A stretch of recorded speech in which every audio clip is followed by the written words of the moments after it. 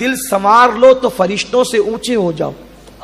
اگر دل سنور گیا تو فرشتوں سے افضل ہو گئے، اور دل بگڑ گیا تو کتا ہم سے بازی لے گئے، کتے سے بھی بدتر ہو گئے. اب دیکھنے میں تو انسان ہے، لیکن اب بات دل کے بگڑنے اور سنورنے کی ہے. اب یہ دل ہی کسی کے لیے صاف نہیں، دل ہی کسی کے لیے اجلا نہیں. لوگوں کا بغض اس میں، لوگوں کا کینہ اس میں، گندگی اس میں. بات یہ ہے کہ لوگ کہتے ہیں ہماری نماز ہماری مصیبتیں دور نہیں کرتی، ہماری دعائیں قبول نہیں ہوتی. کیسے قبول ہوگی؟ وہ تو بالکل یہی ہے کہ ایک بندہ ہے، اس کے کنویں کے اندر کتا گر کر کے مر گیا. وہ پہنچا لوگوں کے پاس، مولوی صاحب مسئلہ بتائیں، کتا گر کے مر گیا ہے، کیا کریں؟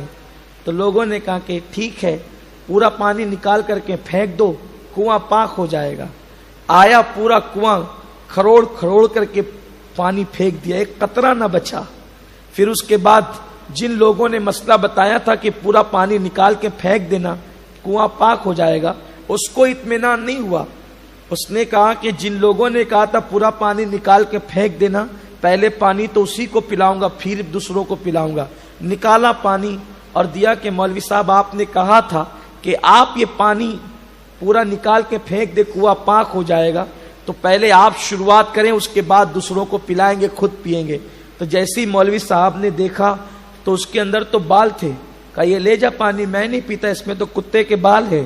تو اس نے کہا آپ نے تو کہا تھا کہ پاک ہو جائے گا.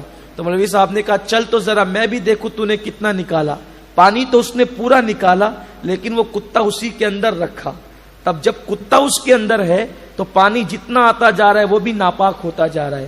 تو ہمارا حال یہی ہے کہ یہ جو دل کے اندر انا کا کتا، دل کے اندر بغض کا کتا، دل کے اندر حسد کا کتا، دل کے اندر جو ہے وہ لوگوں کی نفرتوں کا کتا بیٹھا ہوا ہے، اب اسی پر اللہ اللہ کا ذکر کیے جا رہے ہیں. تو آپ مجھے بتائیں کہ یہ کتا اندر رہے گا تو یہ زبان کا ذکر کیا فائدہ کروائے گا؟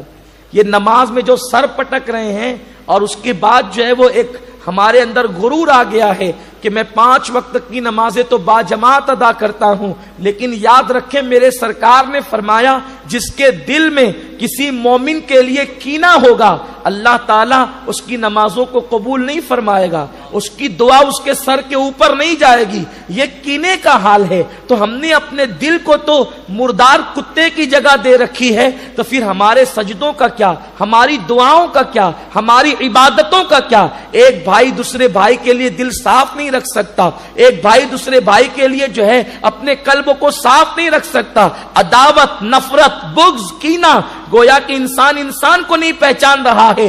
ارے انسان وہ ہے جب تک کہ انسان سے محبت نہیں کرے گا، اللہ اس کے رسول کی محبت اس کے دل میں پیدا ہو ہی نہیں سکتی. سیدنا امام جعفر صادق رضی اللہ تعالیٰ عنہ فرماتے ہیں زمین پر جتنے ذرات ہیں اس سے زیادہ اللہ تک پہنچنے کے رستے ہیں. سب سے قریبی رستہ اللہ تک پہنچنے کا یہ ہے کہ تم اللہ کے بندوں کی خدمت کرو، سب سے جلدی اللہ تک پہنچ جاؤ گے، اللہ کا قرب پالو گے. انسان ہر عبادت کرنا چاہتا ہے، انسان کے ساتھ پیار نہیں کرنا چاہتا، انسان کے ساتھ محبت نہیں کرنا چاہتا.